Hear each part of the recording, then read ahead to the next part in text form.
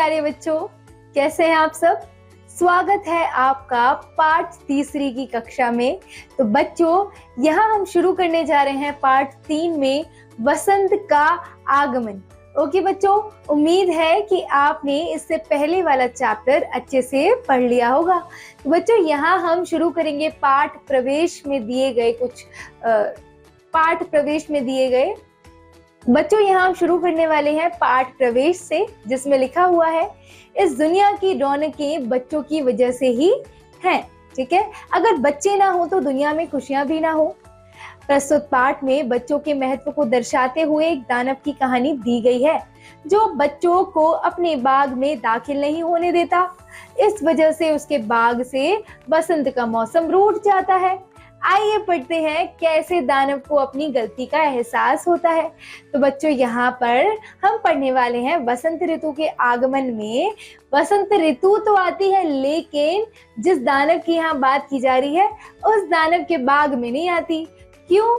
क्योंकि वो बच्चों को वहां खेलने नहीं देता, वहां आने नहीं देता। तो आइए देखते हैं कि उसे अपनी गलती का एहसास कैसे होता है। तो बच्चों, यहाँ ये कहानी शुरू होती है ऐसे कि एक बहुत ही बड़ा सुंदर सा बगीचा था। उस बगीचे का मालिक एक दानव था। तो बच्चों, यहाँ एक बगीचे का मालिक क्या था? एक दानव था। दानव यानी कि बच्चों एक डेंजरस यानी कि खतरनाक आदमी था। ठीक है, उसी बगीचे में बने घर में वह दानव रहता था। तो उसी बगीचे में बच्चों एक घर बना था जिसमें वो दानव रहता था। वह अपने बगीचे में किसी को भी घुसने नहीं देता था, और वो जो दानव था बच्चों अपने बगीचे में किसी बच्चे को घुसने नहीं देता था। ठीक है, उस बगीचे में रंग बिरंगे सुंदर सुंदर फूल खिले हुए थे। पेड़ों पर बैठे पक्षी मधुर स्वर में गीत गाते थे। तो बच्चों, क्या होता था ना कि उस बगीचे में ना बहुत सुंदर यानी कि रंग बिरंगे सुंदर सुंदर फूल खिले होते थे। पेड़ों पर भी पक्षी मधुर स्वर में गीत गाते थे। ठीक है, बगीचे में आसपास खेल रहे बच्चे अपना खेल भूलकर पक्षियों की मधुर संगीत सुनने में खो जाते थे। तो बच्चों, जो बच्चे बगीचों के आसपास खेलते थे वो पक्षियों का सुंदर संगीत सुनने में खो जाते थे, इतना गुम हो जाते थे। कई बार बच्चों का मन होता था कि वे बगीचे के अंदर जाकर खेलें और खूब मस्ती करें, लेकिन दानव के डर से वे ऐसा करने से घबराते थे। लेकिन उन्हें डर था क्या कि अगर वो उस बगीचे में घुस आते हैं तो जो दानव है वो उन्हें मारेगा, वो उन्हें खूब डांटेगा। ठीक है, इसीलिए वो बच्चे डरते थे। तो बच्चों, एक बार दानव को किसी काम से कुछ दिनों के लिए बाहर जाना पड़ा। ठीक है, बच्चों को बगीचे में जाने का अवसर मिल गया। अब वे प्रतिदिन बगीचे में घुसकर घंटों खेलते रहते। अब क्या करते थे वो लोग कि बगीचे में घुसकर घंटों उस बगीचे में खेलते रहते थे बच्चे। ठीक है, तो कुछ दिनों बाद दानव अचानक वापस लौट आया। तो कुछ दिन बाद बच्चों क्या होता है कि जो वो दानव था वो अचानक वापस लौट आता है। अपने बगीचे में बच्चों को खेलता हुआ देख तो अत्यंत क्रोधित हुआ, और जैसे ही वो देखता है कि उसके बगीचे में बच्चे खेल रहे हैं वो बहुत गुस्से में हो जाता है, एकदम क्रोधित हो जाता है। वह कर्कश आवाज में चिल्लाता है। कर्कश यानी कि बच्चों एकदम कठोर आवाज में चिल्लाता है, तुम सब यहाँ पर क्या कर रहे हो?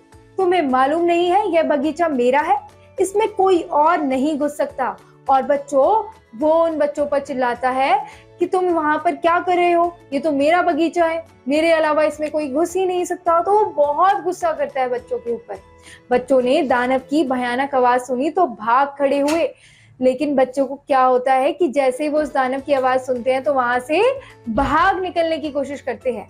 बच्चे दोबारा ना आ जाएं, इसलिए दानव ने बगीचे के चारों ओर ऊंची ऊंची चार दीवारी बनवा दी। अब क्या होता है बच्चों कि इसी दानव ने बगीचे के चारों ओर ऊंची ऊंची चार दीवारी बनवा दी ताकि बच्चे उसके बगीचे में वापस ना आ पाए। और बाहर एक तख्ती रख दी। बाहर क्या रख दिया? एक तख्ती रख दी। तख्ती पर लिखा था बगीचे के अंदर आना मना है। और उस तख्ती यानी कि उस बोर्ड पे क्या लिखा था कि बगीचे के अंदर आना मना है। ओके, अब देखिए बच्चों, बसंत ऋतु आ गई। पेड़ों में नई कोपलें निकलने लगी। ठीक है, पक्षी चहचहाने लगे। और पक्षी क्या करते हैं? चहचहाने लगे बसंत ऋतु में। उनकी मधुर स्वर लहरी गूंजने लगी। तो उनकी जो मधुर स्वर थी, मधुर आवाज थी, वो गूंजने लगी लहर की तरह। चारों तरफ रंग बिरंगे फूल खिल उठे, और चारों तरफ क्या होता है? रंग बिरंगे फूल आ जाते हैं। सुगंधित हवा बहने लगी। परंतु स्वार्थी दानव के बगीचे के पेड़ों में ना तो नई कोपले निकली और ना ही बगीचे में कोई फूल खिला। तो बच्चों, बसंत ऋतु तो आई, लेकिन इस दानव के बगीचे में बसंत ऋतु नहीं आई। ना ही इस दानव के बगीचे में सुगंधित हवा थी, ना ही इस दानव के बगीचे के पेड़ों में नई कोपले निकली और कोई फूल भी नहीं खिला। हरी भरी घास भी सूखकर पीली पड़ गई। तो सोचिए, बसंत ऋतु आई लेकिन दानव के यहाँ नहीं आई। ऐसा क्यों? क्योंकि वो बच्चों को पसंद नहीं करता था। इस बार उसके बगीचे में पक्षियों की चहचहाट भी नहीं सुनाई दी और ना ही इस बार पक्षियां चहचहा रहे थे इसके बगीचे में। गर्म और शुष्क हवाएं चलती रहीं, ठीक है, एकदम गरम गरम गरम हवाएं चल रही थी, ठीक है, शुष्क यानी कि चुभती हुई हवाएं। दानव को समझ नहीं आ रहा था कि इस बार वसंत ऋतु का आगमन होने पर भी उसके बगीचे में रौनक क्यों नहीं आई है, और उस दानव को समझ नहीं आ रहा कि बसंत ऋतु तो आ गई लेकिन मेरे बगीचे में क्यों नहीं रौनक आई है, मेरे बगीचे में क्यों नहीं बसंत ऋतु का आगमन हुआ। तो बच्चों, एक दिन दानव अपने घर में सो रहा था। अचानक उसे कहीं से मधुर संगीत सुनाई दिया। और क्या होता है कि अचानक एक मधुर संगीत उसे सुनाई देता है। वह तुरंत उठकर बैठ गया। क्या करता है वो? एकदम से उठकर बैठ जाता है सुनने के बाद। उसने देखा कि एक चिड़िया उसकी खिड़की के बाहर चहचहा रही थी। और फिर वो क्या देखता है कि एक चिड़िया चहचहा रही है उसकी खिड़की पर। दानव ने बहुत समय से किसी पक्षी की आवाज नहीं सुनी थी, इसलिए इस चिड़िया का चहचहाना उसके मन को बहुत भा रहा था। ठीक है बच्चों? ओह, लगता है बसंत आ गया। अब उसे लगता है कि बसंत आ गया। यह सोचकर वह अपने बिस्तर से कूदते हुए बाहर बगीचे में जाकर देखने लगा। और यह सोचकर ही वो क्या करता है बच्चों? वो बाहर बगीचे में जाकर देखने लगता है। दानव ने अपने बगीचे में जो कुछ देखा उस पर विश्वास नहीं हो रहा था, और उसे विश्वास ही नहीं हुआ कि जो वो देख रहा था क्या वो सच है। बगीचे की चार दीवारी में छोटा सा एक सुराख हो गया था। और क्या होता है बच्चों कि चार दीवारी में एक छोटा सा सुराख हो गया था, जिससे कुछ बच्चे बगीचे में घुस आए थे। और बगीचे में बच्चे प्रसन्न होकर नाच रहे थे। और बगीचे में क्या होता है? बच्चे प्रसन्न होकर नाच रहे थे, ठीक है, उछल कूद कर रहे थे। और पेड़ों की शाखाएं झूम झूम कर उनका स्वागत कर रही थी। और बच्चों, जो पेड़ों की शाखाएं हैं वो उनका झूम झूम कर यानी कि खुश होकर स्वागत कर रही थी। पेड़ों में नई कोपलें निकल आई थी। और क्या हुआ था? पेड़ों में नई कोपलें भी आ गई। कलियों से फूल झांकने लगे थे। चारों ओर रंग बिरंगे फूल अपना सुगंध फैलाते हुए मुस्कुरा रहे थे। फूल भी आ गए रंग बिरंगे, अपनी सुगंध फैला रहे थे। बच्चों की खिलखिलाहट और पक्षियों की चहचहाहट से बगीचे में अत्यंत मनोरम दृश्य उपस्थित हो गया था। और बच्चों की खिलखिलाहट से और पक्षियों की चहचहाहट से क्या हुआ? बगीचे का माहौल ही बदल गया। अत्यंत मनोरम दृश्य बन गया वहां पर। तो बच्चों, बगीचे का एक कोना अभी भी सूना सूना सा था, लेकिन अभी भी एक कोना बगीचा का बहुत सूना था। वहां पर एक छोटा बच्चा खड़ा था।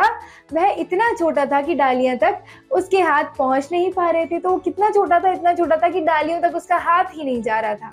वह पेड़ के आसपास चक्कर लगाता हुआ रो रहा था।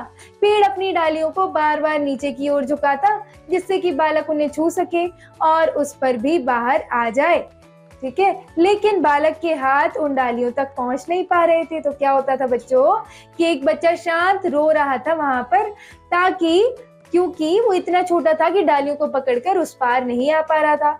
लेकिन पेड़ तो कोशिश कर रहा था कि नीचे झुक रहा था ताकि बच्चा उसे पकड़कर बाहर आ जाए, है ना, लेकिन बालक के हाथ उन डालियों तक पहुंच ही नहीं पा रहे थे। दानव ने जब यह देखा तो उसका हृदय पसीज गया। उसका हृदय क्या हो गया? एकदम पसीज गया, मुलायम हो गया। ठीक है, उसने सोचा, मैं कितना स्वार्थी हूँ, मैंने इन बच्चों को बगीचे में घुसने से मना कर दिया था, इसीलिए मेरे बगीचे में बसंत ऋतु का आगमन नहीं हुआ। अब जाकर उसे समझ आता है बच्चों कि वो कितना स्वार्थी था।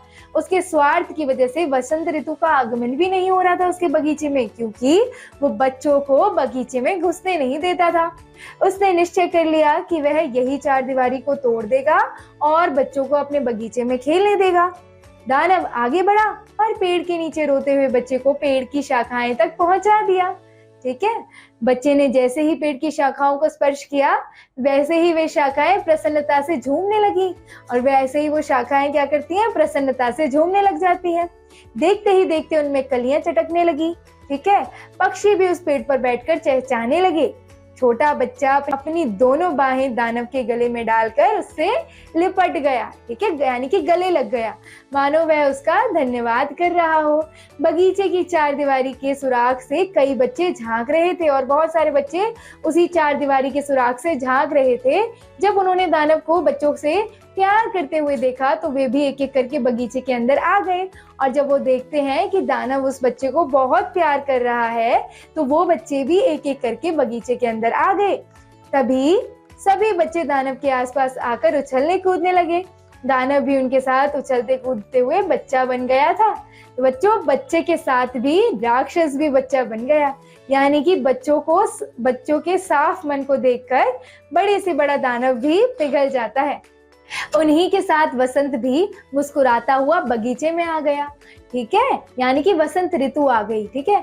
दानव ने फावड़ा उठाया और बगीचे की चारदीवारी को तोड़ दिया। जैसे ही दानव को रियलाइज हुआ, यानी कि महसूस हुआ कि उसकी स्वार्थ की वजह से ना ही बच्चे खेल पा रहे थे, और उसी के स्वार्थ की वजह से वसंत ऋतु भी उससे रूठी हुई थी, तो उसने फावड़ा उठाया और बगीचे की चारदीवारी को तोड़ दिया। वहां से गुजरते हुए लोगों को दानव के बगीचे में बच्चों को खेलता हुआ देखकर आश्चर्य हुआ, और जो लोग बच्चों वहां से गुजर रहे थे उन्हें बच्चों को देखकर आश्चर्य हुआ। वो एकदम शॉक हो गए, आश्चर्यचकित हो गए। यह तो और भी आश्चर्यजनक बात थी कि दानव भी उन बच्चों के साथ खेल रहा था, और उससे भी ज्यादा हैरान होने वाली बात यह थी कि दानव भी बच्चों के साथ खेल रहा है। बच्चों की हंसी और कह कहो से सारा बगीचा गूंज उठा। उनमें हंसी की सबसे ऊंची आवाज दानव की ही थी, और जब वो सब हंस रहे थे तो सबसे ज्यादा हंसने की आवाज किसकी आ रही थी, दानव की। दानव भी उन सारे बच्चों के साथ खूब हंसा। आपने जाना कि बच्चे जो होते हैं वो एकदम साफ मन के होते हैं, निस्वार्थ होते हैं। उनकी मुस्कुराहट से तो वसंत ऋतु भी मुस्कुराने लगी थी। दानव जो इतना खतरनाक राक्षस जैसा, वो भी बच्चों के साथ बच्चों सा हो गया। तो बच्चों, हमने इस पार्ट में और क्या क्या जाना, आइए जानते हैं। वसंत ऋतु को ऋतुओं का राजा कहा जाता है, ठीक है। पौराणिक मान्यताओं के अनुसार वसंत को कामदेव का पुत्र माना जाता है। भगवान श्री कृष्ण ने गीता में कहा, ऋतुओं में मैं वसंत हूँ, और श्री कृष्ण अपने आप को गीता में कहते हैं कि मैं तो ऋतुओं में क्या हूँ, वसंत हूँ, ठीक है। वसंत ऋतु में वसंत पंचमी, शिवरात्रि तथा होली पर्व मनाए जाते हैं। संगीत में एक विशेष राग बनाया जाता है जिसे वसंत राग कहते हैं। भारत में वसंत का मौसम फरवरी से मार्च तक होता है। हिंदू पंचांग में वर्ष का प्रारंभ वसंत ऋतु में ही होता है, ठीक है। आम के पेड़ में बौर वसंत ऋतु में आना शुरू होते हैं। तो बच्चों, यहाँ ये पाठ समाप्त होता है। आशा है आपको ये पाठ बहुत अच्छे से समझ आया होगा। चलिए अगले वीडियो की तरफ, जहाँ पर हम अगला पाठ पढ़ने वाले हैं। तो बच्चों, अपना ध्यान रखिए और पढ़ाई करते रहिए। Okay, bye bye, all the best.